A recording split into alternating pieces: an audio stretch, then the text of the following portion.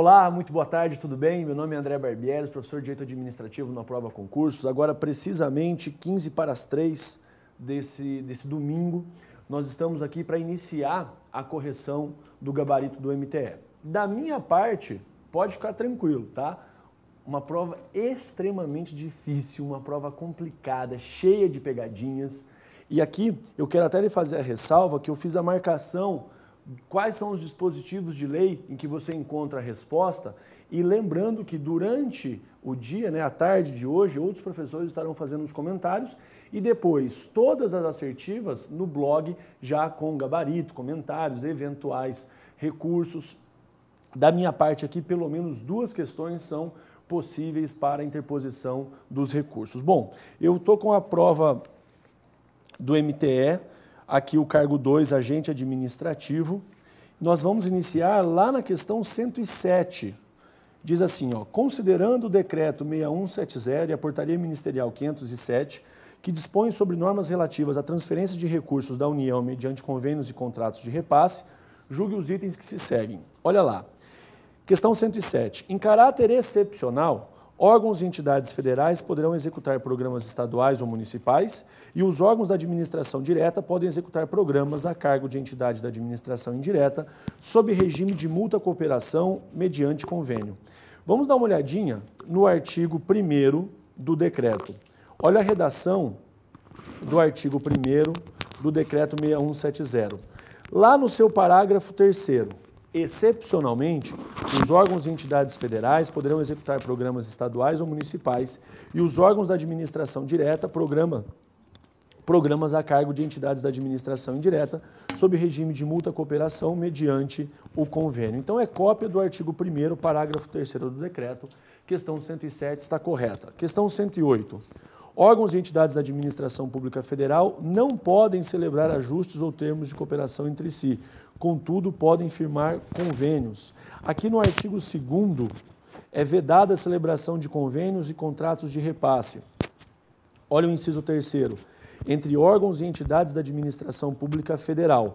Veja que o caput diz, é vedada, é proibida a celebração de convênios e contratos de repasse. A questão diz que os órgãos e entidades da administração pública federal não podem celebrar ajustes ou termos de cooperação entre si, contudo, podem firmar convênios. O artigo 2º diz que é proibido firmar o convênio. Então, a questão 108 errada, nos termos do artigo 2º, inciso 3º do decreto 6170. Na questão 107 certa, 108 errada. 109. É vedada às entidades privadas atuar como intervenientes, manifestando consentimento ou assumindo obrigações em nome próprio nos convênios e demais instrumentos que disciplinem a transferência de recursos financeiros e dotações da União. O artigo 1º, parágrafo 1º, lá no inciso 8º, então o artigo 1º trabalha com aquilo que diz respeito à regulamentação dos convênios, parágrafo 1º, para os efeitos desse decreto considera-se, olha o inciso 8º, interveniente, órgão da administração pública direta e indireta de qualquer esfera de governo ou entidade privada que participa do convênio para manifestar consentimento ou assumir obrigações em nome próprio. Então, pode assumir obrigações em nome próprio, a questão está errada, 109 errada. 110. Contrato de repasse é um instrumento administrativo de interesse recíproco, no qual a transferência dos recursos financeiros se processa por intermédio de instituição ou agente financeiro público federal, que atua como mandatário da União.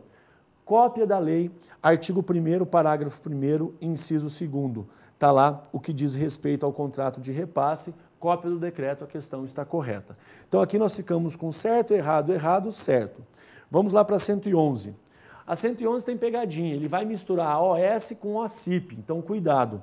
Acerca das organizações da sociedade de interesse, a sociedade civil de interesse público, OCIP, julgue os itens a seguir.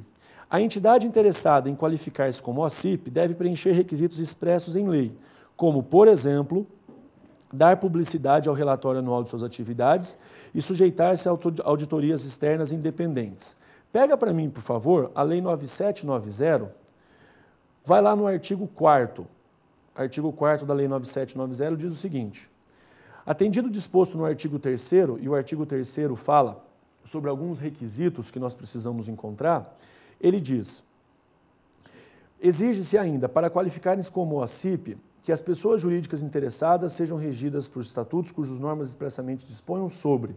Aí você tem a cópia lá no artigo 4º, desde o inciso 1º até o inciso 7º, então, assim, uma transcrição da lei. Então, pode marcar a questão 111 correta, nos termos do artigo 4º da 9790. Depois, 112. A celebração de termo de parceria, instrumento de comum acordo que discriminará direitos, responsabilidades e obrigações do poder público e das OCPs, deve ser precedida de consulta aos conselhos de políticas públicas das áreas correspondentes da atuação, existentes nos respectivos níveis de governo. Artigo 10 da mesma lei, o artigo 10 diz assim, termo de parceria firmado de comum acordo entre o poder público e as OCP, né, discriminará direitos, responsabilidades e obrigações das partes signatárias. Primeira parte, então, está correta. Depois, olha o parágrafo 1º. A celebração do termo de parceria será precedida de consulta aos conselhos de políticas públicas das áreas correspondentes de atuação existentes nos respectivos níveis de governo.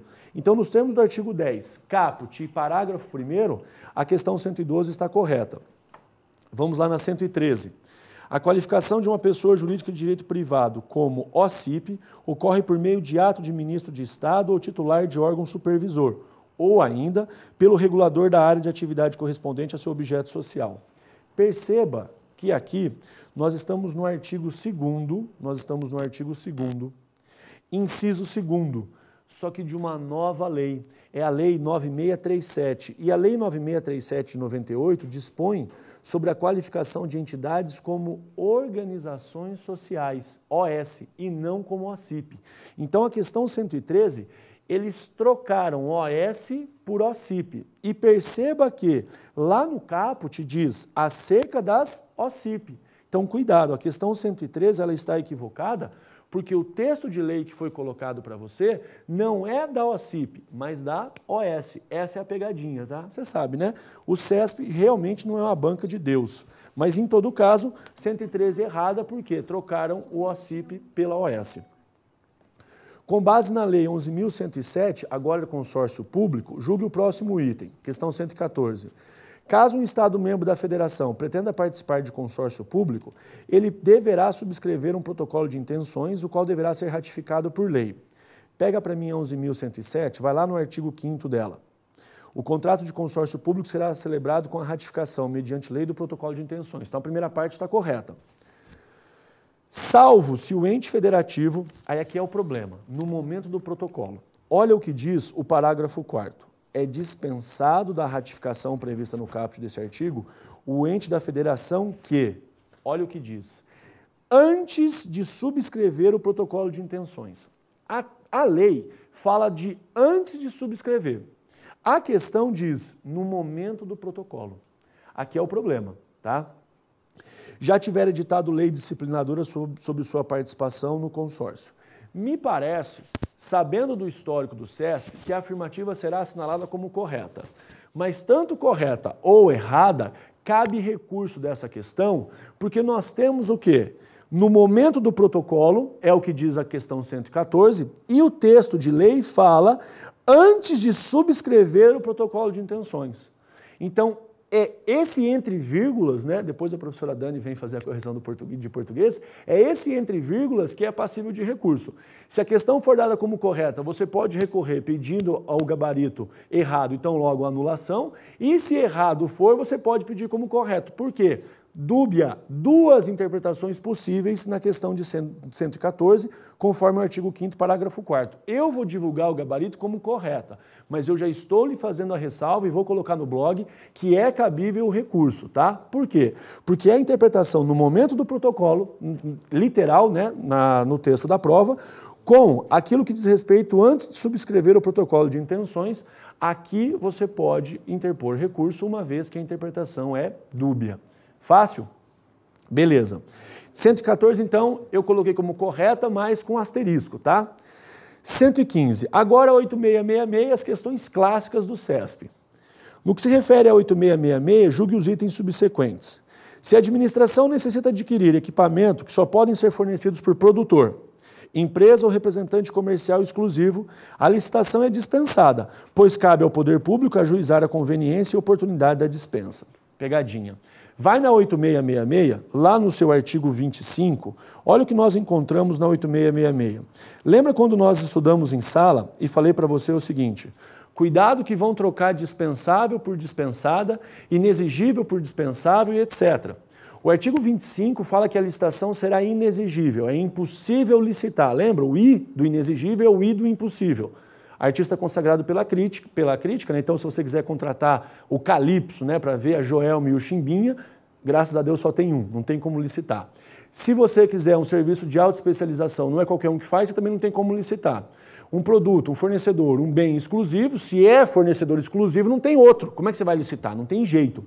Olha o que a questão disse, que para contratar equipamentos que só podem ser fornecidos por produtor, empresa ou representante comercial exclusivo, a licitação é dispensada. É o cacete, né? A licitação é inexigível. Olha o artigo 25. Para aquisição de materiais, equipamentos ou gêneros que só possam ser fornecidos por produtor, empresa ou representante comercial exclusivo, e aí vedada a preferência, parará. É inexigível a licitação. Então é o artigo 25, inciso 1º. Não é dispensado ou dispensável. Depois, aqui a 116 também cabe recurso. Cabe recurso por quê? Fiz uma pesquisa rápida para já entrar e fazer o gabarito. Em 2011, tá, na prova do CESP, lá no estado do Ceará, salvo engano, no Tribunal de Justiça do estado do Ceará, caiu uma questão quase idêntica e o CESP lá entendeu que a resposta estava errada. Nessa prova de 2014, muito próxima à redação, aqui está correta, mas cabe recurso. É a transcrição de um texto da professora Maria Silva Zanella de Pietro.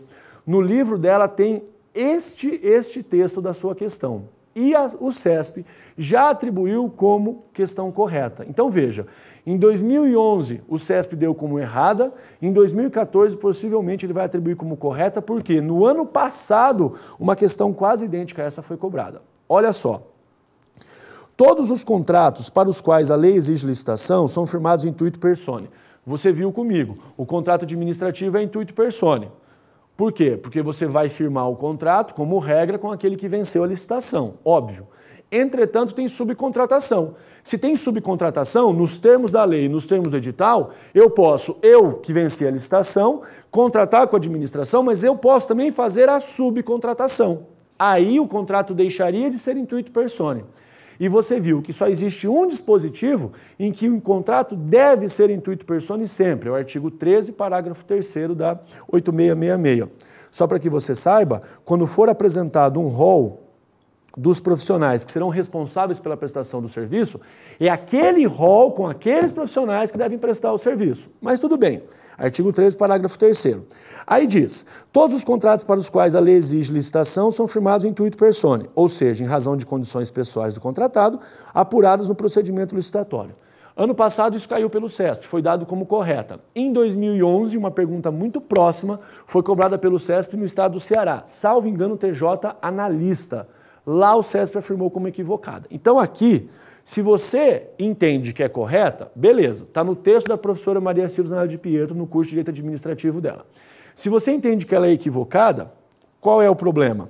O problema aqui é que ela também pode ser equivocada nos termos do artigo 70, pega lá 8666,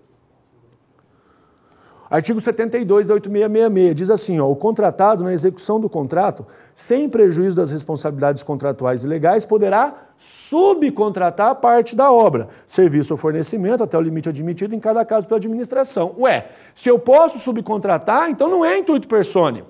Então essa é a questão que também cabe recurso, tanto para correto quanto para afirmativa equivocada. Como eu lhe disse, por gabarito de 2011, e a análise do gabarito de 2013, sabendo que é cópia do texto de lei da professora Maria Silva Zanella de Pietro, eu vou divulgar como correta, mas já vou lhe dar a possibilidade do recurso, tá bom? O ideal é que a questão também fosse anulada. Então, para mim, 114 e 116, problemas. 117. Considere que o município tenha interesse em celebrar contrato de programa. Contrato de programa não é o que você está pensando não, tá? Contrato de programa não é bem esse contrato.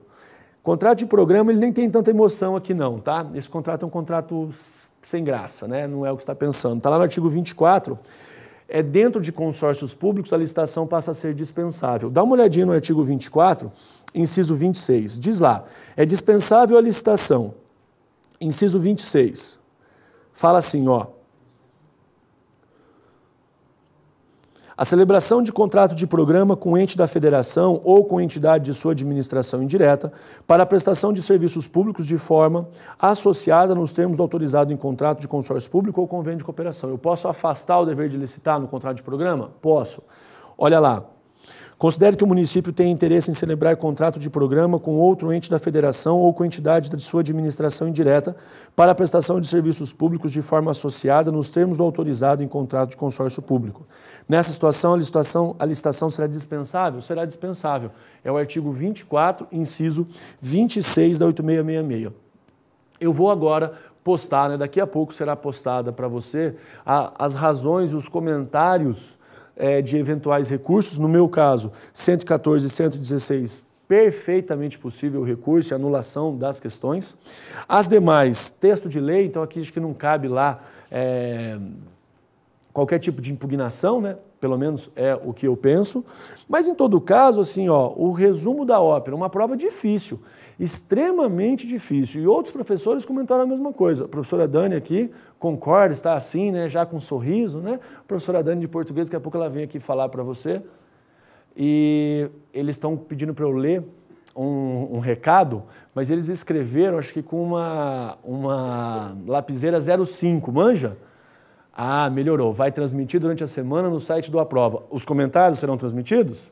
Ah, ótimo. Então, ó, era mais fácil fazer por mímica, né? Os comentários serão transmitidos durante a semana também no site do Aprova. Acho que foi a professora Dani que fez isso, né? Ela já almoçou, ela tá feliz, sorridente, tá maquiada, tá linda, né? A professora Dani vai ser vó. Vai ser vó quando, professora? Meio do ano vai ser vó. Se tiver concurso, sabe o concurso do Faustão, do Luciano Huck, a vó do ano, a professora Dani ganha. É um espetáculo de professora e de vó agora, né? Ó, que orgulho. Quem é que vem no meu lugar aqui? A professora Rafa? Então, obrigado pela atenção, obrigado pelo carinho. 3h05 da tarde eu vou almoçar. Vamos daí resolver esses recursos da questão 114 e 116. Como eu lhe disse, uma prova baseada só em texto de lei, trocando palavrinhas, uma prova que não vai aferir conhecimento, infelizmente. É uma prova decoreba e extremamente difícil, tá? Um grande abraço para você, obrigado pela atenção, obrigado pelo carinho, uma boa tarde, uma boa noite de domingo e a gente vai se falando durante a semana. Qualquer coisa, no Face, André Barbieri, pela página, eu prefiro que o perfil lotou, a gente comenta, vamos, né, visualizar aí talvez outros recursos possíveis, mas numa primeira análise é isso que eu tinha a lhe dizer, tá bom? Fica com Deus e um grande abraço, professora Rafa. Vem agora, sejam muito bem-vindos sempre, né? E precisando, pode contar com a gente. Professora, um abraço. Tchau, tchau, gente. Obrigado.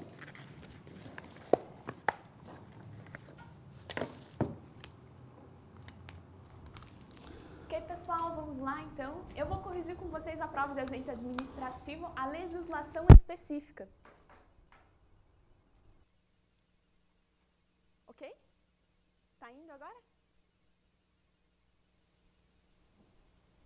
Ok.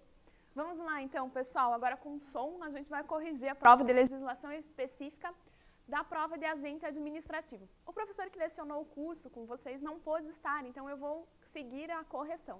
Meu nome é professora Rafaela Sionec, eu sou professora do Aprova com cursos aqui de Direito do Trabalho e juntos vamos resolver as questões da 51 até a 64, que foi o que cobrou a legislação específica. Vamos então respondendo a primeira questão. No que se refere à estrutura regimental do Ministério do Trabalho e Emprego, julgue os itens a seguir. Questão 51. As superintendências regionais do trabalho estão diretamente subordinadas ao governador do estado onde se localizam? Essa questão está errada e a resposta das três questões desse grupo, 51, 52, 53, que requer a respeito da estrutura regimental do Ministério do Trabalho e Emprego, nós encontramos no decreto 5063 de 2004. A questão 51, que nós estamos falando, ela está onde? Está lá no artigo 21 do decreto 5063 de 2004. Lá no artigo 21, as superintendências regionais do trabalho e emprego, unidades descentralizadas subordinadas diretamente ao ministro do Estado. Então, nossa questão 51 está errada por quê? Porque elas não estão subordinadas ao governador do Estado, mas sim ao ministro do Estado. Nosso gabarito, então, 51 errada. Questão 52. O MTE, Ministério do Trabalho e Emprego, é um órgão da administração federal indireta. Lá no artigo 1º do anexo 1 do decreto 5.063, nós encontramos que o Ministério do Trabalho e Emprego é um órgão da administração federal direta, o que faz a nossa questão 52 ser errada também. Então, lá no artigo 1º do anexo 1 do decreto 5.063, nossa alternativa 52 também fica errada. Questão 53. O atendimento a consultas e a requerimentos do Congresso Nacional, uma atribuição específica da Secretaria Executiva do MTE. Gente, o atendimento a consultas e a requerimentos do Congresso Nacional é de competência do gabinete dos órgãos de assistência direta e indireta ao ministro do Estado. Nossa questão 53 também está errada.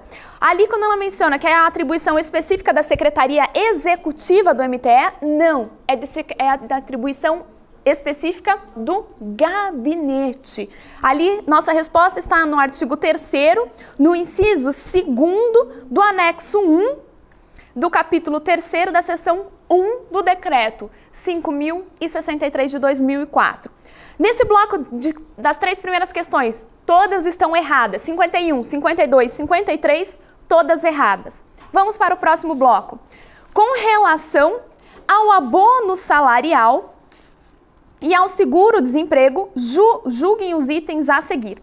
Aqui nós temos que ir para a Lei 7.998, que trata a respeito do abono salarial e do seguro-desemprego. A questão 54 menciona: considere que um trabalhador tenha sido dispensado sem justa causa. Dispensa sem justa causa é que possibilita a percepção do seguro-desemprego, inclusive a dispensa indireta também. Vamos lá, considere ainda que ele possua outra fonte de renda suficiente para sua manutenção e para a manutenção de sua família. Nessa situação, esse trabalhador não terá direito à percepção do seguro-desemprego. Gente, lá no artigo 3º, no inciso 5º da Lei 7.998, menciona que terá direito à percepção do seguro-desemprego o trabalhador dispensado sem justa causa que comprove, no inciso 5º, não possuir renda própria de qualquer natureza suficiente à sua manutenção e de sua família. Ou seja, a questão 54 está correta, de acordo com o artigo 3º, inciso 5º da Lei 7.998. Próxima questão, 55. O benefício do seguro-desemprego será concedido de forma contínua por um período de até 6 meses? Gente, o artigo 4º da mesma lei menciona que o benefício do seguro-desemprego será concedido ao trabalhador desempregado por um período máximo de até 4 meses, de forma contínua ou alterada. O que faz a nossa questão 55 estar errada ao ele mencionar por um período de 6 meses, sendo que deveria ser um período máximo de 4 meses. Questão 56. O valor do abono salarial corresponde a um salário mínimo vigente na data do pagamento desse benefício. Correto, gente. Lá no artigo 9º, que trata a respeito do abono salarial, está falando que é assegurado o recebimento de abono salarial no valor de um salário mínimo vigente na data do respectivo pagamento. Ou seja, a nossa questão 56 está de acordo com o artigo 9º, inciso 1º lá. Próxima questão, 57. O empregado dispensado sem justa causa, inclusive a indireta, tem direito a receber o seguro-desemprego. Correto, gente? Lá no artigo 2º da Lei 7.998, no inciso 1º, menciona: o programa do seguro-desemprego tem por finalidade, inciso 1º, prover assistência financeira temporária ao trabalhador desempregado em virtude de dispensa sem justa causa, inclusive a indireta, e ao trabalhador comprovadamente resgatado de regime de trabalho forçado ou condição análoga de escravo. Nossa questão 57, então, está correta. Nosso segundo bloco de questões, com 4 questões a respeito do abono salarial e do seguro-desemprego, regidos pela Lei 7.998, 54, correta, 55, errada, 56 e 57, corretas. Próxima questão. Julgue o item abaixo referente à economia solidária. Quando a gente fala de economia solidária, nós estamos nos referindo ao decreto 5811 de 2006, 5.811 de 2006. E a questão 58 menciona que a homologação de resoluções, uma das atribuições do presidente do Conselho Nacional de Economia Solidária, pode ser transferida para a assessoria técnica. Pessoal, lá no artigo 5º do decreto 5811 de 2006, nos incisos 1º, 2º e 3º, estão as atribuições, as competências do presidente do Conselho Nacional de Economia Solidária.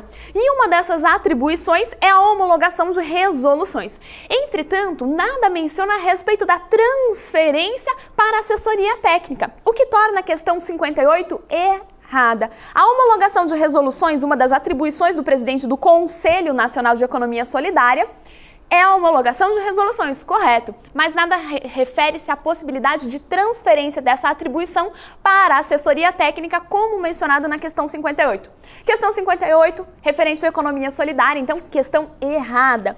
Próxima questão. Acerca do registro de entidades sindicais, julgue os itens subsequentes. Em relação a esse tema de registro de entidade sindical, nós teríamos que estudar duas portarias, a portaria 186 e a portaria 326, ambas do Ministério do Trabalho e Emprego, que tratam a respeito do registro de entidades sindicais. No entanto, na nossa prova só foi cobrada a portaria 186. Vamos então, gente? 59. Caso seja feito o pedido de registro de um sindicato que abranja a base territorial de outro sindicato já registrado e o representante da mesma categoria, esse pedido deverá ser arquivado pelo secretário de Relações do Trabalho. Correto. Lá no artigo 5º, menciona que o pedido será arquivado pelo secretário das Relações do Trabalho. E lá no inciso 4 da portaria do Ministério do Trabalho e Emprego 186 de 2008, menciona que caso o pedido seja feito de um registro de um sindicato que tenha na mesma base territorial da mesma categoria, esse pedido será arquivado pelo secretário das Relações de Trabalho. Nossa questão 59, então, está correta de acordo com o artigo 5º, inciso 4 da portaria 186 de 2008. Questão 60. O pedido de registro do sindicato poderá ser impugnado de forma coletiva por meio da apresentação de um único documento que represente os vários impugnantes. Gente, nós não podemos impugnar de forma coletiva. O artigo 9º, parágrafo 2º da mesma portaria 186, veda a impugnação coletiva. Expressamente, o parágrafo 2º do artigo 9º está vedando essa impugnação de maneira coletiva, o que torna a nossa questão 60 errada. Questão 61. Uma vez protocolizada a impugnação do pedido de registro de um sindicato no Ministério do Trabalho e Emprego, o impugnante não poderá desistir de seu pedido. Errado, gente. O parágrafo 2º do artigo 10 da portaria 186 de 2008 menciona que uma vez protocolizada a impugnação do pedido de registro de sindicato, o impugnante pode desistir do seu pedido, do pedido de impugnação, apresentando cópias dos documentos originais e demais regulamentos e demais normativas que ali apresentam o parágrafo 2º do artigo 10. O que torna a nossa questão 61 também errada. Porque na leitura original, o que a questão trazia? Que o impugnante não pode desistir, mas ele pode sim desistir, de acordo com o parágrafo 2º do artigo 10. Questão 62. As fusões ou incorporações de entidades sindicais são consideradas alterações estatutárias.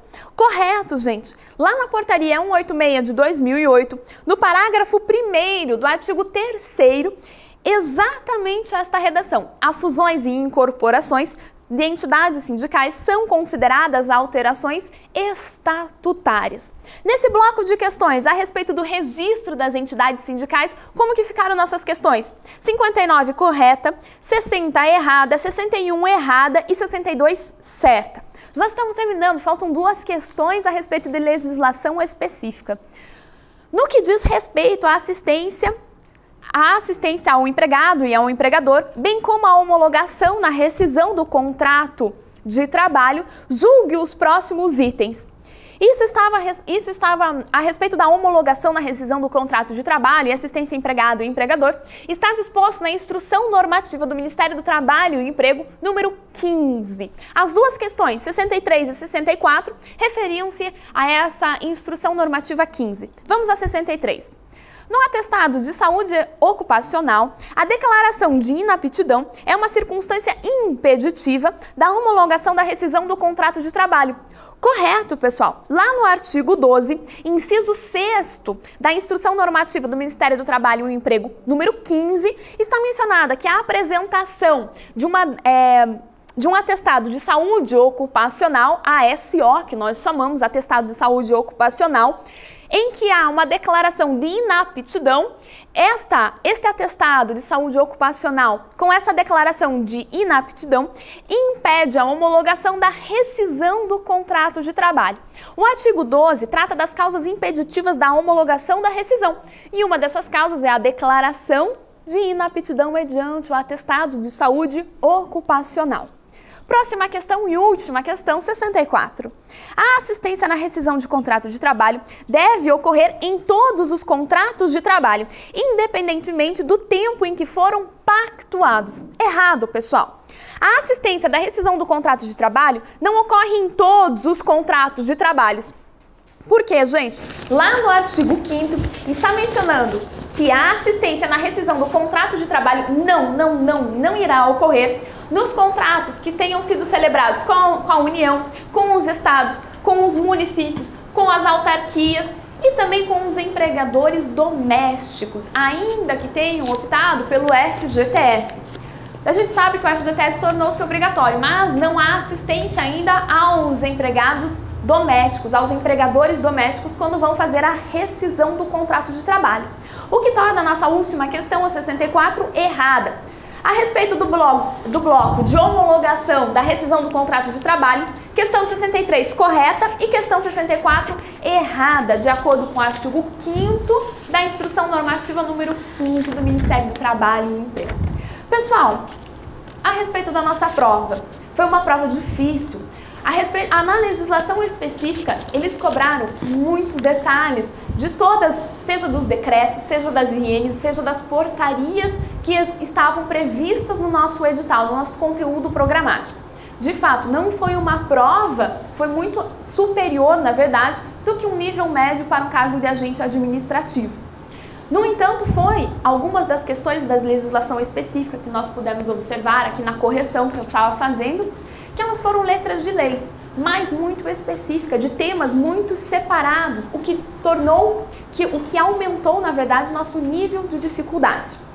Desejo a vocês uma boa sorte em todas as outras matérias. Com vocês agora, eu deixo a correção de português e vem a professora com a gente agora fazer a correção de português. Um grande beijo a todos e boa sorte. Qualquer dúvida, estou à disposição na minha página no Facebook, Rafaela Sionek. Até lá, pessoal. Tchau, tchau. Obrigada, Rafa. De nada, eu vou ter que sair na sua frente. Por favor.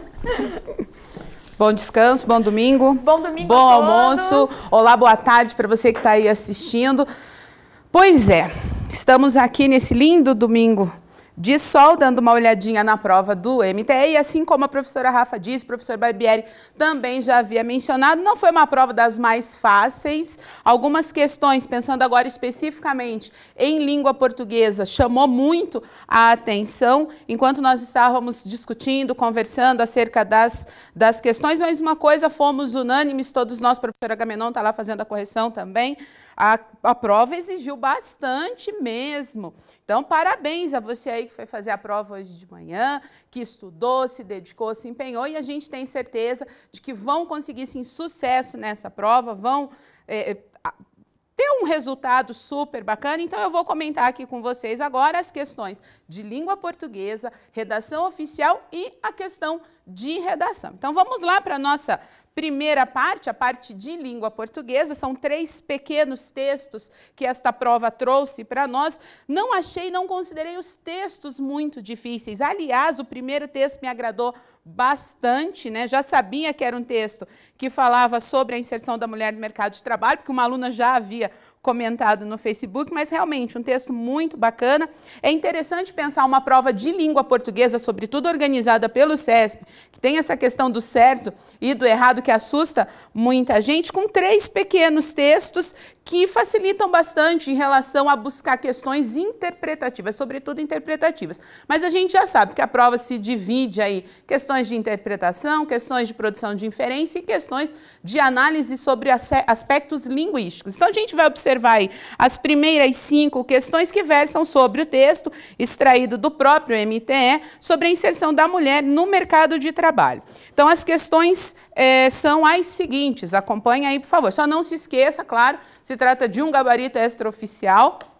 Nossa vaidade quer que todas as respostas que passamos aqui sejam validadas pelo gabarito, mas é importante ficar atento que durante a semana, no decorrer da semana, você deve observar o gabarito oficial divulgado pela banca, tá? E também não se esqueça, o Barbieri, ele é meio cego, não fui eu quem escreveu o bilhete, foi o Reginaldo, estava legível sim, o Barbieri estava com fome, já está meio idosinho, depois fica falando que eu, que sou avó, né? Não estava enxergando. Não se esquece que durante a semana você vai poder assistir aos comentários das questões no site do Aprova Concursos, ok? Então vamos lá. A primeira questão diz o seguinte: estaria mantida a correção gramatical e o sentido original do primeiro período do texto se ele fosse reescrito da seguinte forma: há 50 anos, um dos fatos mais marcantes ocorreram na sociedade brasileira, inserção crescente das mulheres na força de trabalho. O que você tem que observar aqui nessa questão? Se eu estou solicitando a você que observe se correção gramatical e sentido mantêm-se corretos, não pode haver nenhum tipo de alteração, tanto no significado quanto no respeito às normas gramaticais. Nesse caso, eu tenho um sujeito formado pela expressão um dos, o verbo necessariamente vai concordar com ele, portanto, eu não posso promover alteração. A primeira questão é errada. Questão 1, errada, porque vai haver, sim, desrespeito com relação à correção gramatical. Questão de número 2, os termos nos últimos 50 anos, na linha 1, primeiro na linha 5 e segundo na linha 9, contribuem para a progressão das ideias no texto. Questão corretíssima. Aliás, esta questão em especial me agradou bastante porque está falando de coesão sequencial, né? Estas expressões na produção textual ajudam a continuidade do texto, são sempre muito bem-vindas, não somente estas, como tantas outras desta forma, além disso, palavras que vão, afinal, vão dando sequência na colocação das ideias. Então, a questão número 2, questão de coesão sequencial, correta. Questão de número 3, ainda sobre o primeiro texto, o trecho: esse sucesso influenciou o comportamento e os valores sociais das mulheres, linhas 13 e 14, poderia ser corretamente reescrito da seguinte forma: esse sucesso influenciou no comportamento e nos valores sociais das mulheres. Esta questão me dá um pouquinho de dor de cabeça, porque por mais que as pessoas digam, não, mas é uma questão de regência, professora, vamos observar a regência do verbo influenciar. Algumas colocações em relação a esse verbo são um pouquinho subjetivas. Então, considerei a questão correta, em especial pensando que o verbo influenciar representa o exercer influência em. Então, poderia, uma vez que o no é o em mais o, a contração da preposição e do artigo, eu poderia fazer a alteração e não haveria nenhum tipo de incorreção gramatical. Então, considerei a questão correta, mas me deu um pouquinho aí de dor de cabeça, assim. Achei até, podiam ter escolhido uma outra forma verbal, um pouquinho exagerado por parte da banca, mas enfim, né? Pensando que é uma prova para a gente, que é nível médio, eles poderiam ter escolhido uma outra forma verbal, algo que desse menos confusão, seria mais interessante. Mas considerei a 3 como correta, vamos aguardar aí o que o CESP vai divulgar para a gente no decorrer da semana. Questão 4. Depreende-se do texto que a participação das mulheres na sociedade brasileira deve-se exclusivamente a fatores culturais e à formação da identidade feminina. Olha só, sempre que a gente trabalha com vocês, orienta em relação às provas, reforça a importância de estar muito atento com esse tipo de termo. Exclusivamente, somente, apenas, nunca, sempre. Toma cuidado com isso. Nesse caso, considerei a questão errada, porque se você voltar ao texto, o segundo período do texto diz o seguinte: esse contínuo crescimento da participação feminina é explicado por uma combinação de fatores econômicos e culturais. E lá na nossa alternativa está dizendo que deve-se exclusivamente a fatores culturais e a formação da identidade feminina. Não, não é verdade. Questão errada. E a questão 5, última questão deste primeiro texto. O texto pode ser classificado como narrativo por apresentar a história da inserção das mulheres na força de trabalho. Questão errada, não se trata de uma narração. Aliás, o terceiro texto da sua prova, no que diz respeito à língua portuguesa, é sim uma narrativa de Machado de Assis. Não, aqui eu tenho um texto expositivo argumentativo, não estou trabalhando com uma narração, então essa questão está errada. As nossas próximas questões, de 6 a 10, são referentes a um texto chamado Relação de Emprego e de Trabalho, né, um fragmento adaptado, e neste caso agora nós vamos observar questões que voltam tanto aos aspectos linguísticos, conhecimento gramatical, bastante importante nesse tipo de prova, que exige de você pensar a regra, e não somente decorar a regra, não é assim que funciona. E nós temos aí questões tranquilas, tanto quanto os aspectos linguísticos, quanto a questão das ideias e interpretação. Aqui dava um pouquinho mais de trabalho, né? Algumas questões fáceis, muito fáceis, outras bastante complicadas. Não me agradou muito essa prova, não. Mas, enfim, vamos lá, né? Questão de número 6. As expressões, outras formas de prestação e realização de trabalho, linhas 5 e 6. E o alcance das expressões relação de trabalho e relação de emprego, linhas 12 e 13, desempenham a mesma função sintática nos períodos em que ocorrem. Aqui é importantíssimo você lembrar o que é função sintática, e necessariamente associar a ideia lá, sujeito, predicado, objeto, complemento, todas essas definições, essas nomenclaturas de análise mesmo, posição de palavra na sentença e função que ela exerce, sempre em relação a outros termos. A questão aqui é correta, porque se você voltar lá ao texto, vai perceber que a construção, outras formas de prestação e realização de trabalho, funciona como complemento do verbo englobar, como um objeto direto, eu não tenho ali preposição, assim como o alcance das expressões relação de trabalho e relação de emprego, funciona como complemento do verbo compreender, também não preposicionado, também objeto direto, então a questão está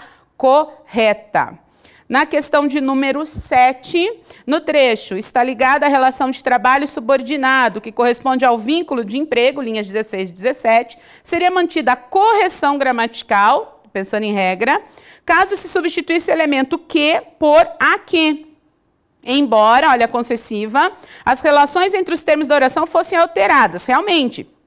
Se eu inserir uma preposição, aqui antes do pronome, fizer a substituição do que? Pelo a que, eu vou alterar as relações sim, mas ainda assim seria correto. Olha como ficaria. No trecho está ligada a relação de trabalho subordinado a que corresponde a alguma coisa. Poderia fazer a alteração sim, mudaria a relação entre os termos, então considerei a proposição 7 correta.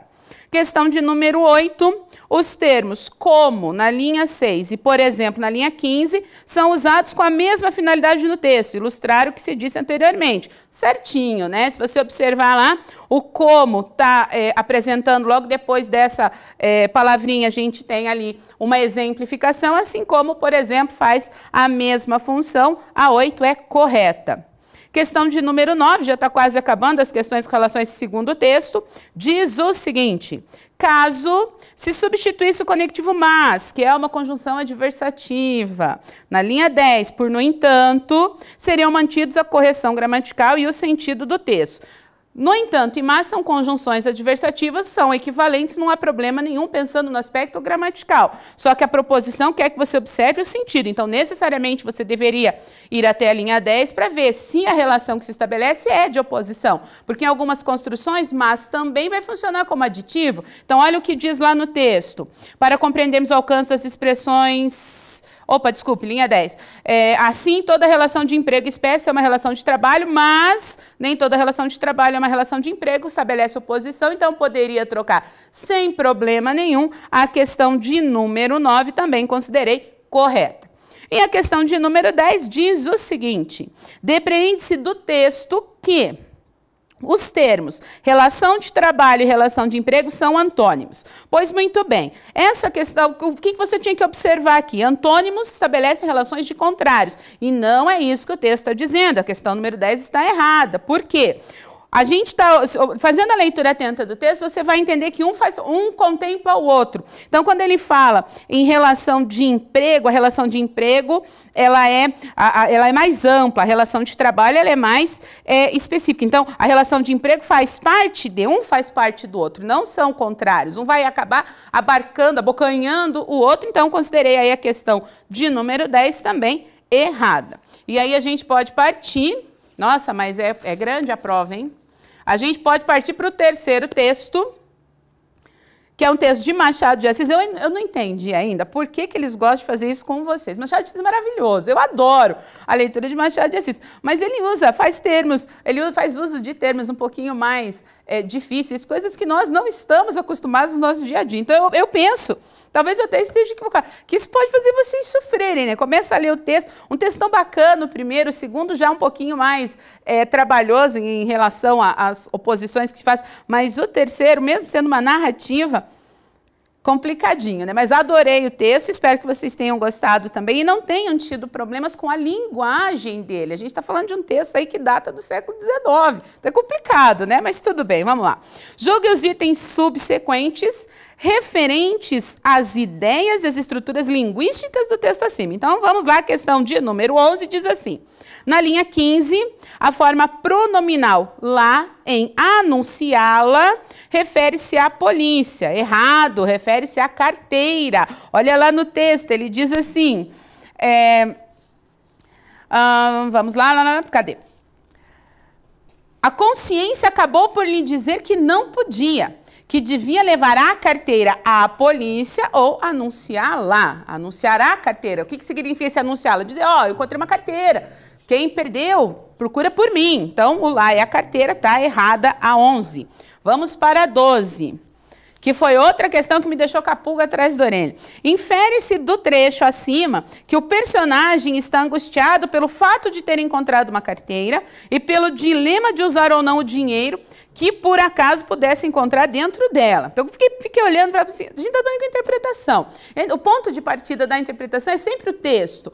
E o que, pela leitura do texto, fiquei meio assim, considerei correta, mas pela leitura do texto fiquei pensando, puxa vida, o que deixou ele angustiado não foi encontrar, mas sim a questão de uso ou não uso que tem dentro dessa carteira. Então, o conflito ali, a angústia da personagem, pelo menos, foi o que eu pensei nesse momento e me deixou meio receosa em relação à questão, era o dilema, mas não o fato de ter encontrado. Ainda assim, considerei correto, vamos esperar ver o que o CESP vai divulgar aí para a gente.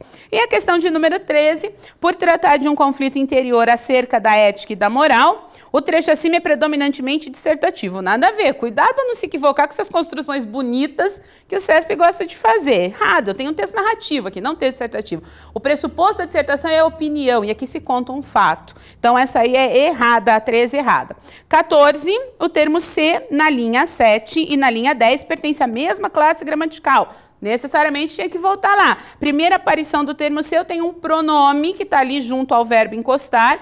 E a segunda aparição do termo ser é uma conjunção condicional. Então, cuidado, né? Não pertence à mesma classe, está errado. E a 15, a expressão lançar mão do dinheiro na linha 13, no contexto em que é utilizada, significa pegar o dinheiro para si. Eu considerei correta, né? Quando o lançar a mão do dinheiro, usar, fazer uso daquilo. Então, é meu, me pertence, fui eu quem encontrou. Então, a gente fecha, assim, as 15 questões de língua portuguesa.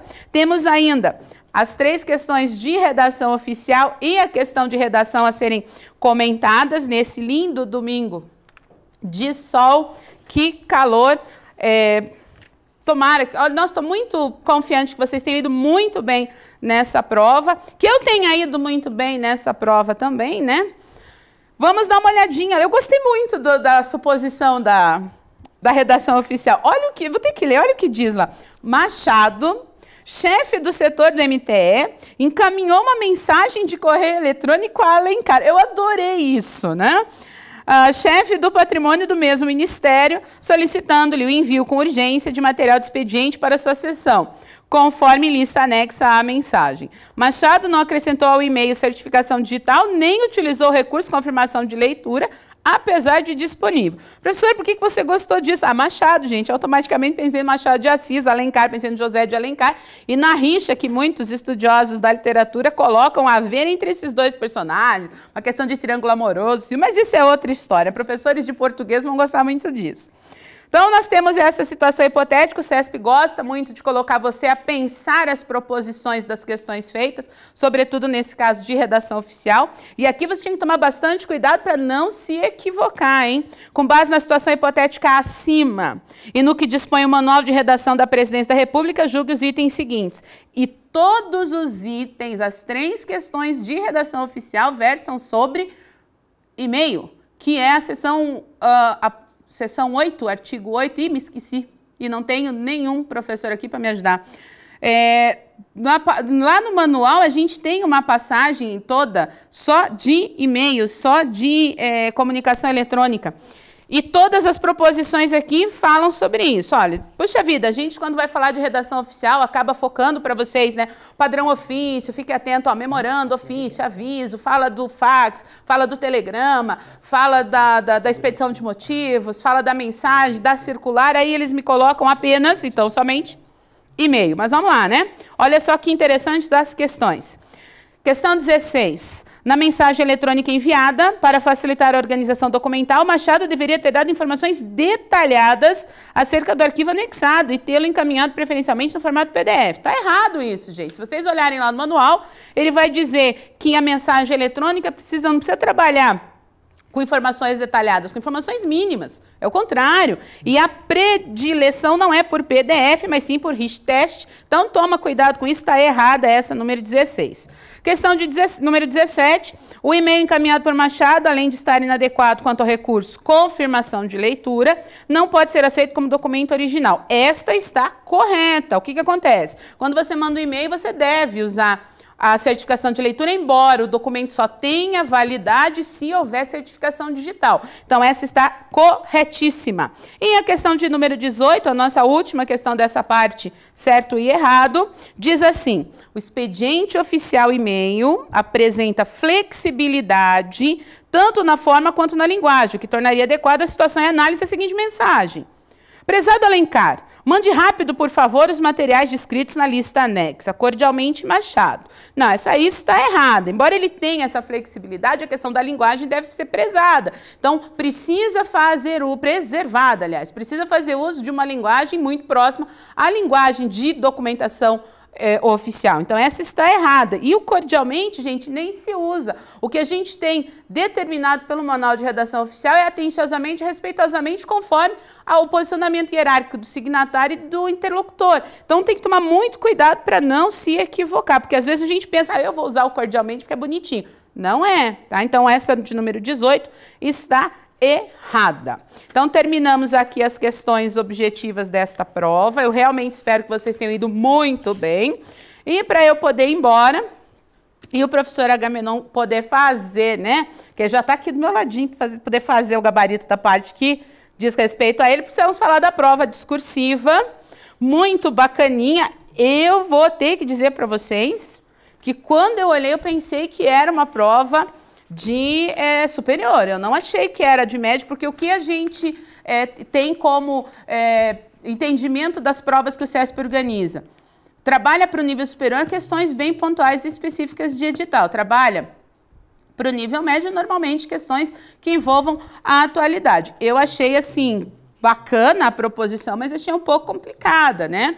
E aí eu fiz uma porção de anotações e preciso falar disso para vocês. Então, o que deveria ter feito? Primeira coisa, entendo o que ele está pedindo. Pediu para redigir um texto dissertativo, tem que expressar opinião. Então, se você fez uso da opinião no texto, parabéns, você não se desviou do gênero, isso é muito importante. Só que, além de fazer uso da opinião, você precisaria necessariamente entender o texto motivador, não usar o texto motivador, não pode fazer cópia, mas entender o texto motivador como um start para você pensar a proposição feita pela questão, que envolve entendimento do decreto 7.133 de 2010, né?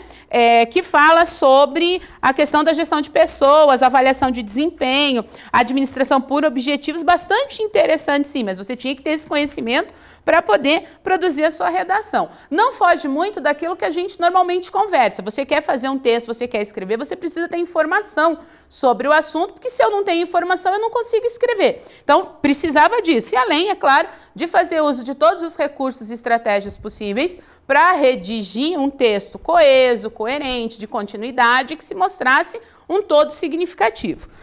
A proposição, além de pedir a você que opine sobre a importância do papel das lideranças organizacionais na efetividade das práticas de gestão do desempenho, tal como estabelecido no Decreto 7.133 de 2010, cujo cerne se baseia na ferramenta da administração por objetivos, descrita no texto motivador acima exposto. Aí você tinha que ler o texto e entender aí o que ele está falando, né?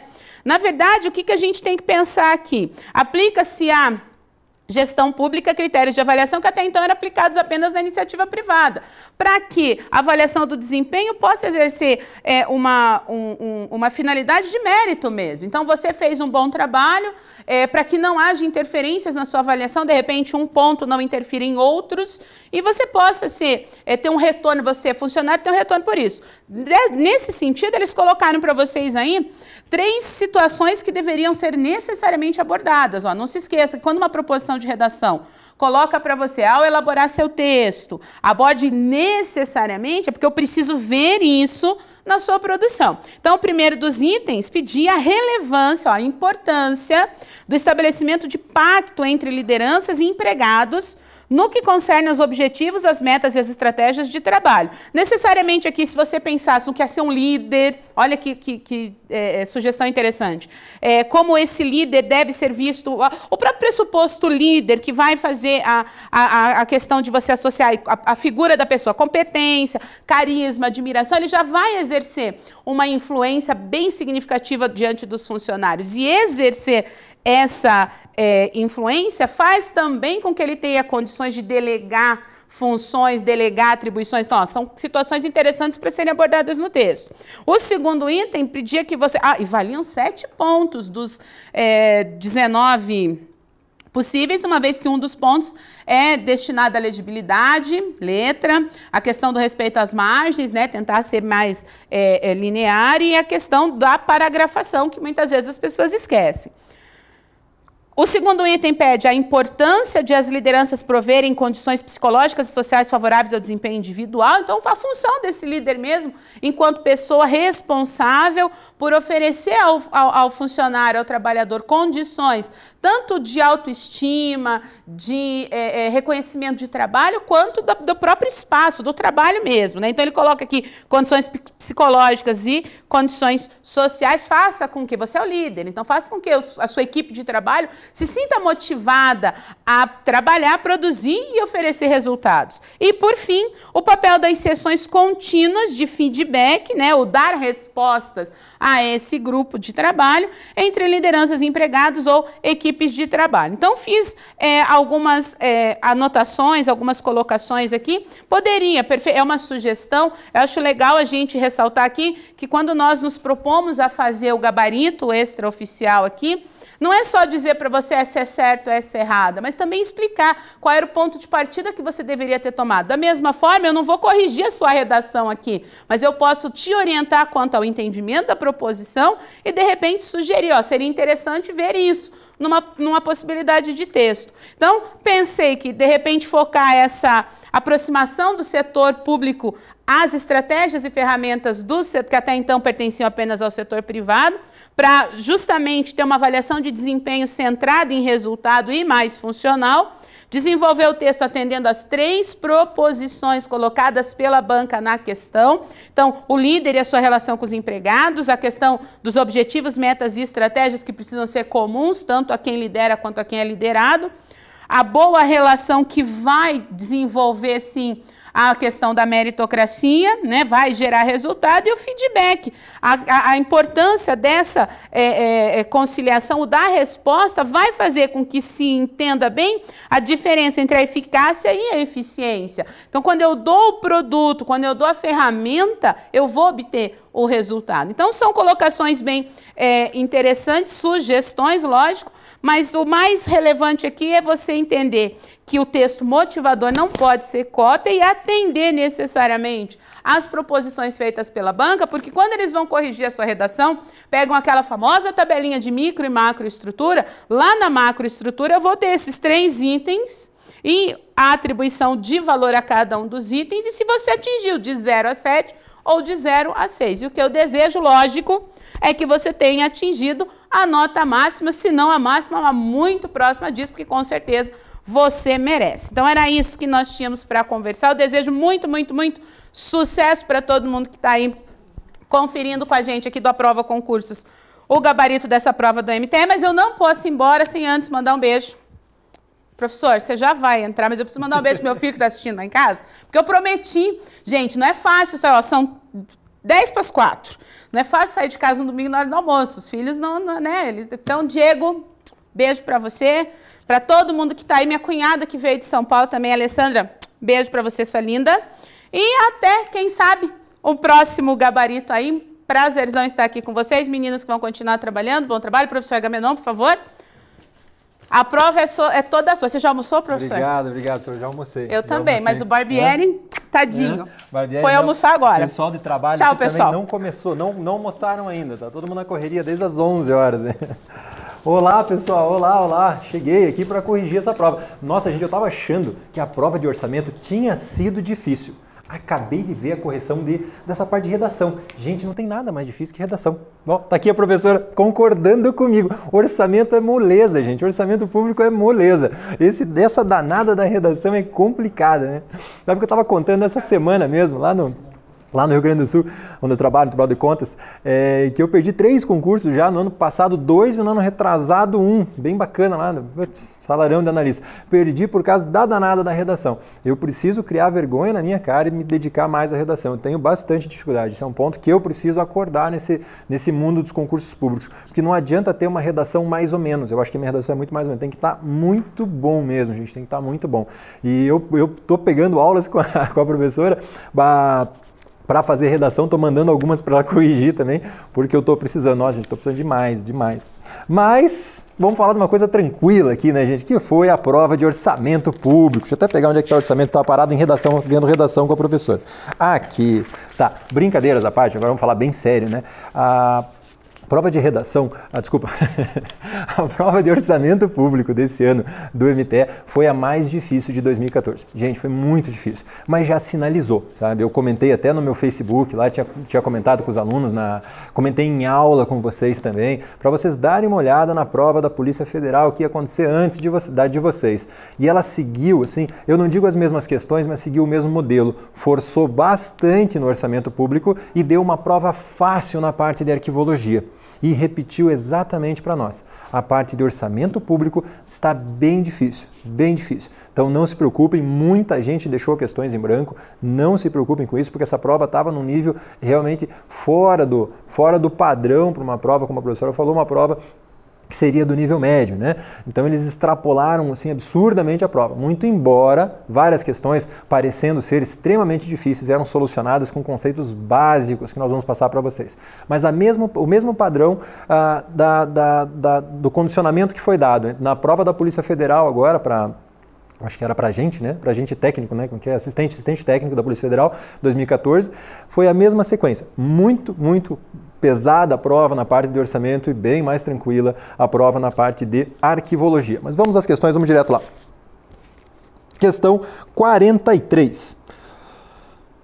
No momento da promulgação da lei. Quem promulga está lá, presidente da República, o chefe do Poder Executivo, depois da aprovação lá pelo Legislativo. Beleza, nesse momento da promulgação do orçamento, da lei orçamentária anual, lembra que eu falei, coloca sempre do ladinho LOA, fica mais fácil de pensar. Promulgação da LOA, encerra-se a participação do Congresso Nacional no ciclo orçamentário. Gente, por favor, falei 4 fases, é claro que não encerra, né? Você tem a elaboração da proposta, depois a aprovação da proposta pelo Legislativo, envia para o Executivo para ele promulgar e ele executa naquele ano de exercício. Concomitantemente existe o controle concomitante e a posteriori, feito também pelo Poder Legislativo, ou seja, feito também pelo Congresso Nacional. Lembra que eu falei Congresso? 2 funções precípuas do Poder Legislativo, legislar e fiscalizar, é a função precípua, constitucional, definida do Poder Legislativo. 2 funções precípuas, ok? Então tá errado, um absurdo essa questão. Acho que essa estava fácil, foi a primeira, bem tranquila, foi a mais tranquila da prova também, né?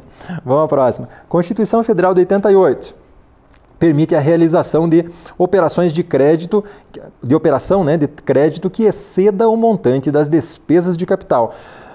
Permite. Como regra é vedado, né? Tá lá nas vedações do artigo 167, inciso 3, como regra é vedado, mas ela permite dentro de algumas ressalvas, que são 4, tá? São 4. Essa operação, se essa operação for aprovada pelo Poder Legislativo, beleza, por maioria absoluta. Precisa de mais coisa.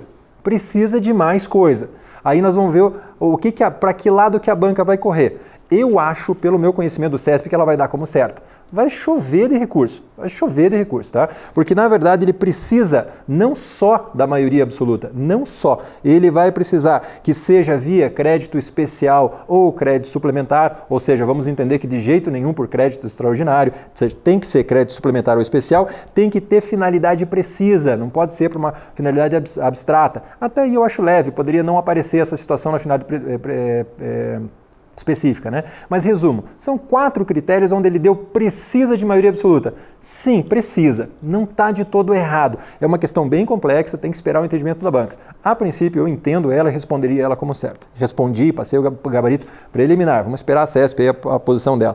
Mas uma questão legal de dar uma analisada. Essa aqui, para qualquer, se ela der como certo ou errado, vai chover de recurso.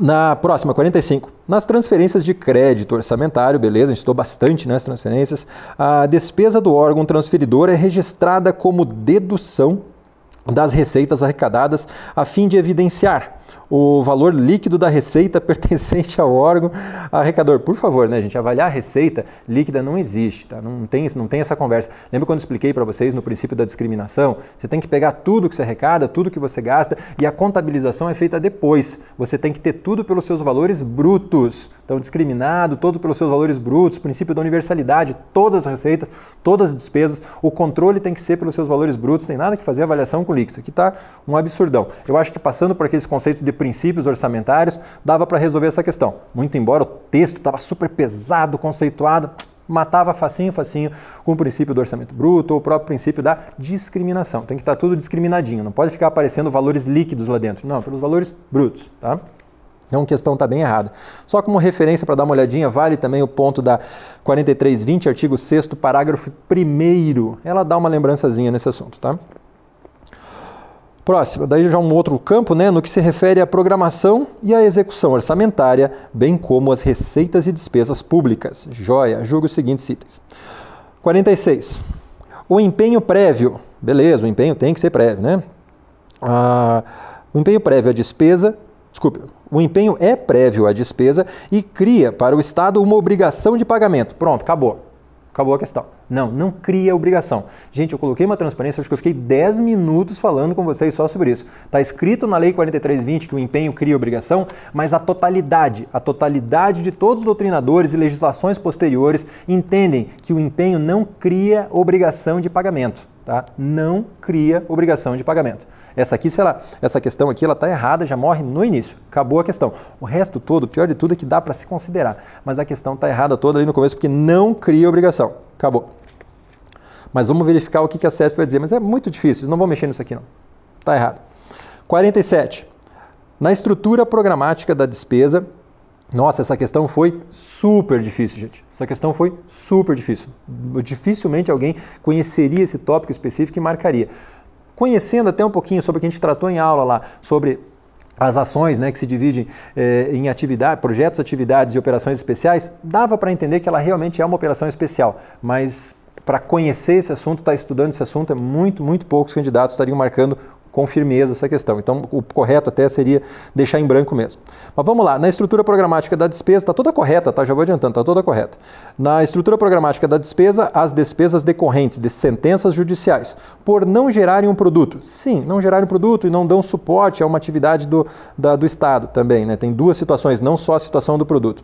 Podem ser classificadas como operações especiais. Sim, elas são classificadas como operações especiais. Cheguei a trazer o código aqui, o código 901. Então, é muito clássico, ela não gera um produto e não contribui para a atividade contínua do Estado. Joia, são pontuais e não geram um produto do Estado. Operações especiais. É o caso clássico do não é nem atividade e não é nem projeto, que foi tratado em sala, né? Próxima, 48. Então, questão só para 47, questão corretíssima, tá? Corretíssima. Falei das 3 divisões da ação, né? Ação governamental, de atividades, operações especiais e projetos, né? Basicamente, atividades e projetos e operações especiais a exceção. O que não for atividade nem projeto é operação especial, que é o caso específico aqui com o código 901. Questão 48. Todas as receitas correntes e ingressos de recursos registrados na execução do orçamento passam pelo estágio de lançamento. Toda errada, tá? Não é bem toda errada, mas não são todas as receitas, gente. Lembra quando a gente falou lá em estágios da receita e estágios da despesa? Eu frisei, repeti, nos 2 momentos que eu expliquei, que o primeiro estágio da receita e o primeiro estágio da despesa, esses estágios não é sempre que eles aparecem, tá? Expliquei cada um dos casos, aqui na receita até fica muito claro. Quando eu faço um recolhimento para os cofres do governo, eu posso fazer esse recolhimento sem que haja, por parte do governo, um reconhecimento da minha dívida. Eu fiz um recolhimento, por exemplo, antecipado, tá? Como garantia a alguma coisa. Eu fiz esse recolhimento sem que houvesse o lançamento. O lançamento é que faz esse reconhecimento. Então, não é obrigatório, não são todas as receitas do governo que têm lançamento, não são, tá bom? Foi bem batido isso em aula. Nem todos têm o lançamento como primeiro estágio da receita e nem todos têm o empenho como primeiro estágio da despesa. Nem todos, ok? Questão errada, a número 48. 49. A classificação, uma questão bem difícil, essa 49 também, tá? A classificação da despesa que permite avaliar o impacto da ação governamental na economia. Ok. É a programática. Economia do país. É denominada classificação funcional. Não é funcional, gente. Funcional é aquele que divide por funções e subfunções. Lembra que a gente estudou em aula? Função e subfunção. Apresentei algumas divisões de função e subfunção para você. Então estaria correto a parte de educação, saúde, infraestrutura, ali é questionável. Mas educação, saúde, poder legislativo, poder executivo, começa lá com os poderes, né? As funções, depois você abre como subfunções, né? Então, função, maior nível de agregação da despesa. Então diz aonde eu vou agregar a despesa e não o impacto dessa agregação de despesa na economia. Não é isso aí, tá? Impacto na economia é a programática, mais especificamente quando eu defino os pontos de aplicação dela, lá para a linha do subtítulo, né? Se ele tratasse que o subtítulo está definindo isso junto à classificação programática, estaria correto. Mas aqui para nós está errada, não é a funcional, tá? Se a gente passou bem em aula, eu acho que ela não é uma questão bem difícil, mas ao mesmo tempo, se vocês lembrassem na questão funcional, que é a divisão em função e subfunções, vocês iam ver que aquilo ali não definiria a aplicação do Estado dentro da economia, não define, tá? É uma questão bem fora aqui. Então ela vai definir, a funcional define a área de despesa, né? Então 49 errada, 50. Os restos a pagar. Gente, essa questão aqui muito pesada também. O errinho lá no final dela, ela vem brincando difícil, complexa, mas correta na sua tocada e lá no final um grande erro. Então os restos a pagar inscritos. Foi inscrito em restos a pagar, caiu no ano que vem e, por exemplo, né, no exercício seguinte, vieram a ser cancelados. Chegou lá na frente e cancelou. Beleza, não vamos questionar muito o porquê. Cancelou o resto a pagar lá na frente.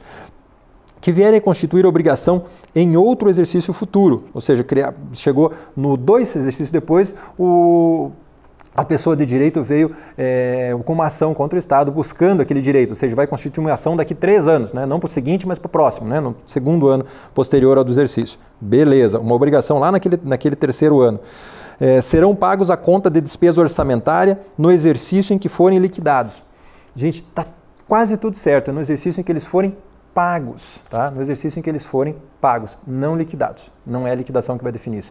É sim o pagamento, tá? Que é bem questionável essa parte final, mas é o pagamento, tá ok? Ótimo, então questão errada, 50 também. Vamos para a arquivologia então, moçada? Bem, antes de tudo, deixa eu dar uma geral aqui da parte de orçamento. Tava difícil, gente. Sério, ela estava muito difícil. Então vamos entender aqui que um bom posicionamento, né, que CESP, como eu falo sempre para vocês, bem posicionado no CESP, você pode ficar 10 pontos à frente ou 10 pontos atrás de uma pessoa que tem o mesmo conhecimento que você. Tá? Então você tem essa margem de tolerância em função de um bom posicionamento. Uma prova nesse nível, nesse avanço que eles deram dentro das questões, é legal você recuar, ou seja, deixar mais questões em branco. Tá? Você vê que a prova está mais tranquila, está mais fácil, você conhece a matéria, é legal você avançar em cima dela, ou seja, você dar um entendimento mais positivo do que você encontrou, do que você está entendendo da questão, que eu acho que é o que poderia ser feito na parte de arquivologia. Então aqui em orçamento, dá um recuo e lá em arquivologia dá um avanço, né? Acredita em você, porque a matéria está bem batidinha, bem repetitiva, né? Quem fez a prova da Polícia Federal, a gente acertou quase com repetição, um 40% dessa prova, tá, gente? Então tá bem simples, bem na tocada do CESP, no jeito de perguntar do CESP, foi muito, eu não quero usar o termo fácil, mas ela foi muito tranquila essa prova. Quem assistiu todas as minhas aulas, fez os exercícios de sala, testou lá no banco de questões aqui da prova do concursos, testou seu conhecimento, aprimorou ele com base no que nós passamos em aula, ou seja, com base no edital, com certeza gabaritou essa questão, essas questões de prova. Então eu espero, de verdade, tenho certeza, nem espero, tenho certeza que foram bem, mas aceito o retorno de vocês, me dizendo como vocês foram, é importante a gente saber o retorno de vocês, como vocês foram, tá? Mas vamos lá, questão número 93 de arquivologia. Os documentos de arquivo são produzidos originariamente nos arquivos correntes. Até aqui, nota 10, vírgula. Aí é aquela coisa do CESP que fazem todas as questões. Ela põe lá no finalzinho vírgula. Vírgula, alguma coisa. Aquela alguma coisa incentiva o certo ou o incentivo certo, não acho que está tudo certo, né? Incentivo certo, ou ela deixa você completamente em dúvida e ela quer só deixar em dúvida e não quer fazer mais nada, continua certo, ou ela insere o erro no final, como foi aqui. Ela inseriu o erro no final, tá? Então ali no finalzinho, em múltiplos exemplares. Pô, gente, aquela tabelinha básica que eu deixei para vocês do que é arquivo e do que não é arquivo, tá? Então a parte de biblioteca, a parte de museu, tem que olhar lá o que não é arquivo. Como regra, né, objetiva-se uma cópia apenas no arquivo, apenas uma cópia. Então, objetiva-se apenas uma cópia. Pode haver 2 ou 3? Até pode, mas é uma exceção aos princípios básicos de arquivologia. Em regra, mantém-se apenas uma cópia, tá bom? Então aqui, absurdamente errada, tranquila, questão bem fácil até, que inseriram um erro no finalzinho, puseram vírgula e colocaram um erro. Questão 94, o arquivo de um órgão, como o do MTE, por exemplo, é o agrupamento de todos os documentos que tenham sido produzidos ou recebidos por essa pessoa jurídica. Se tivesse um ponto final aqui, eu ia dizer que está errado, né? Tá bem questionável. Mas não, ele põe uma vírgula, insere um elemento de observação, né, um explicativo, põe vírgula e lá no final ele fala no desenvolvimento da missão institucional. E beleza, se eu recebi no desenvolvimento da missão institucional, nota 10. Esse documento aqui, todos que foram recebidos com essa linha no desenvolvimento da missão institucional são sim considerados arquivos do MTE.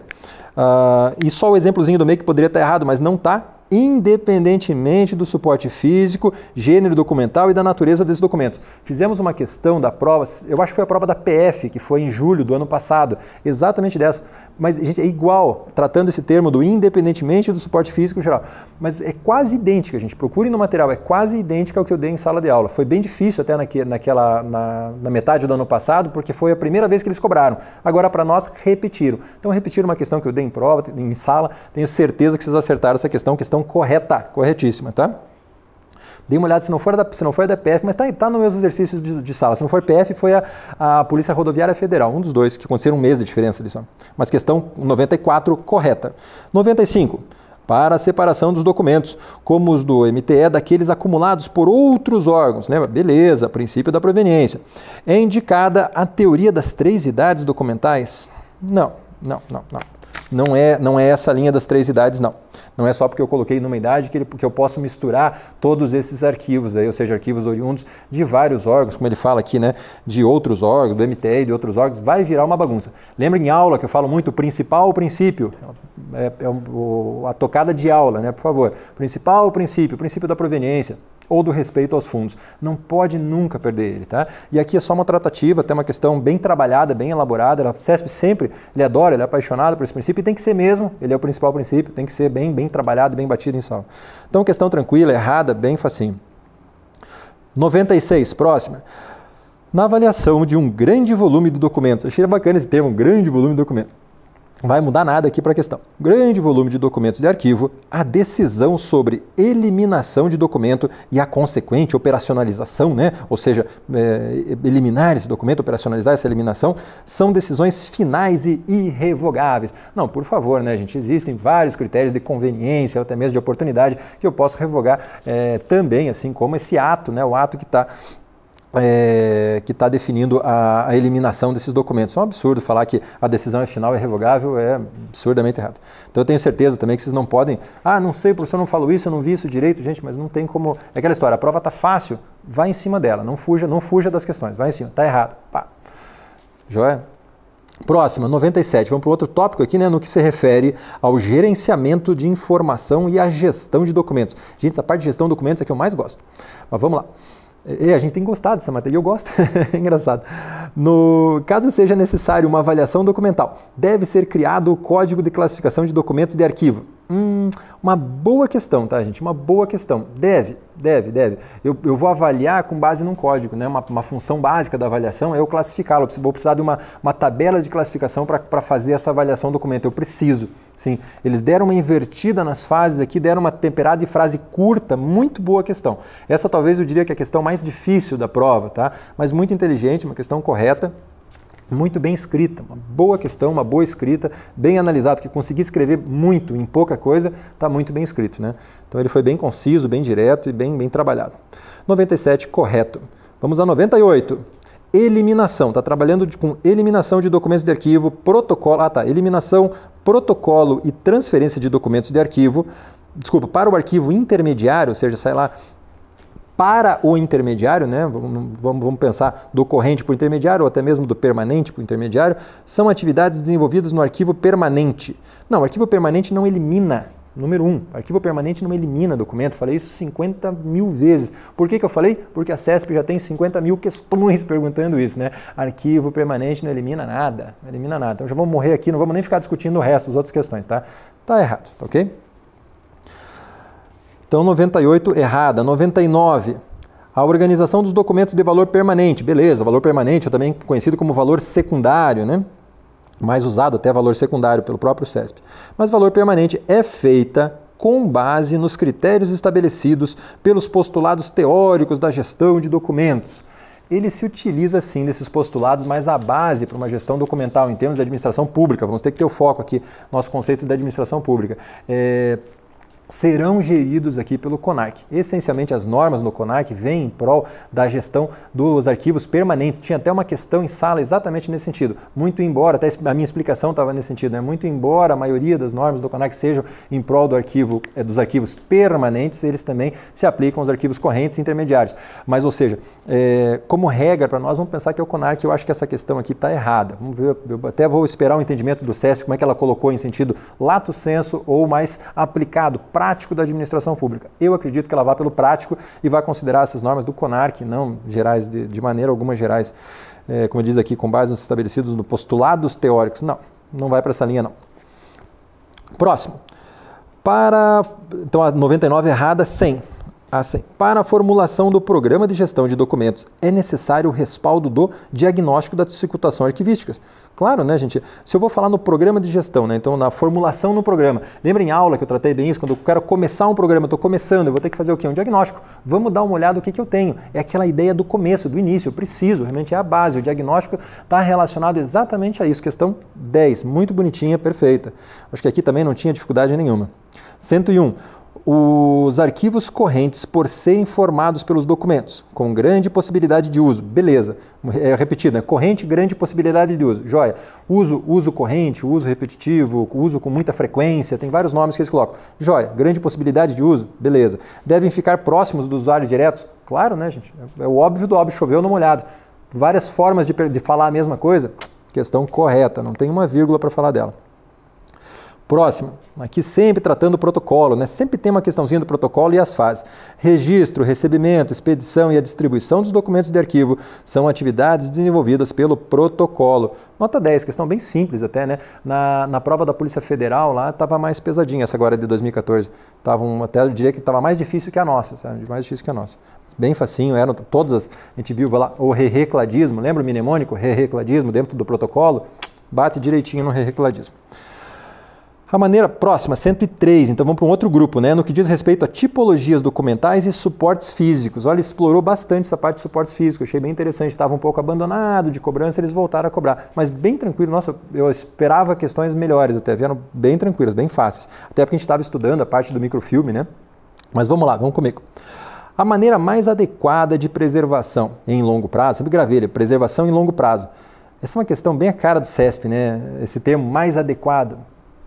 O que é mais adequado, né? É o melhor que tem? É o que pode ser? É o que normalmente se usa? O que é mais adequado? O CESP sempre brinca. Eu, de modo geral, ponho uma caixinha nela para ver se ela vai estragar ou não a afirmativa como um todo. Botei uma caixinha no mais adequado. Então, mais adequado para preservar ao longo prazo, vou buscar preservação, longo prazo, joia, de documentos de arquivo em suporte papel, é importante guardar o papel, claro, é o acondicionamento deles em pastas ou caixas feitas com pH neutro. Sim, isso ajuda bastante, é uma maneira adequada, sim, é bem adequada, é. Vou falar que é a mais adequada? Tá, dá para engolir, tá? Eu acho que não vão colocar errado essa questão não, tá? Ela tá correta, tá correta. Bem o jeitão do CESP, ela coloca um terminho ali para deixar você pensando 10 vezes na questão, mas tá correta, tá boa, tá? É isso mesmo. Usa-se pH, material de pH neutro, né? Ou seja, evitar a acidificação, né? A acidez, evitar a produção de acidez dentro desses materiais de papel, porque a acidez é o maior crime ali dentro desse controle, né, de preservação do documento, um dos maiores, né, não o maior, mas um dos maiores, é esse aumento da acidez. Para isso se utiliza material com pH neutro, ou seja, material muito rígido em termos de alteração de pH. Então, questão 103, correta. 104.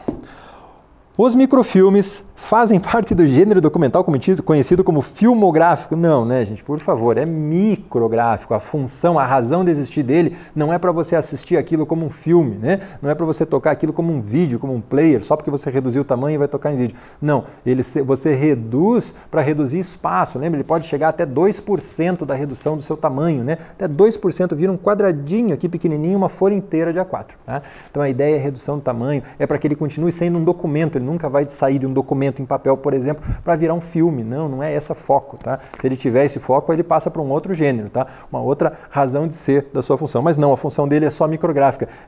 Fazer microforma, transformá-lo, reduzi-lo a uma forma menor, uma microforma, tá ok?